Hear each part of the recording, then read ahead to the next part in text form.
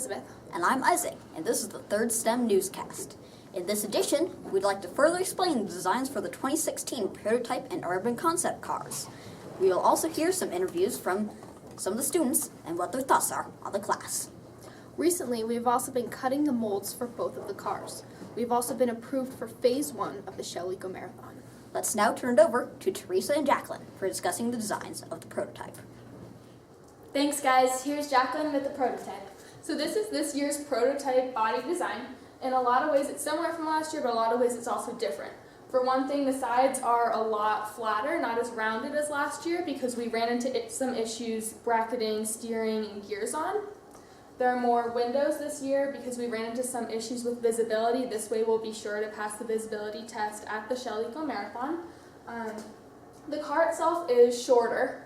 It's about 7.5 feet long opposed to 8.5 last year. That saves on materials, which will in turn save on weight.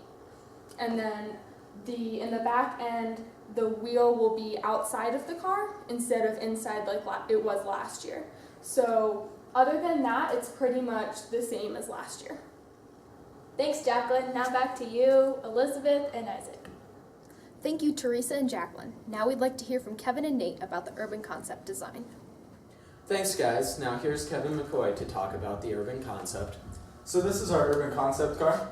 It's going to run on hydrogen like our car last year, although it has to look and run like a car. So it has to have windshield wipers, headlights, taillights, all of the above.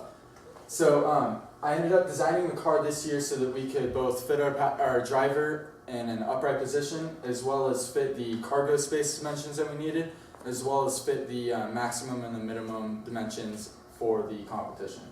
So our car has to have luggage space because it has to look and run like a car. And the way that we designed the car was so that we could minimize the size of the car but incorporate all of our cargo space, etc. Thanks Kevin. Now back to Isaac. Thank you, Nate and Kevin. Let's now take a look at some of the points of view from the students within our class. So what is it that you guys enjoy about the class?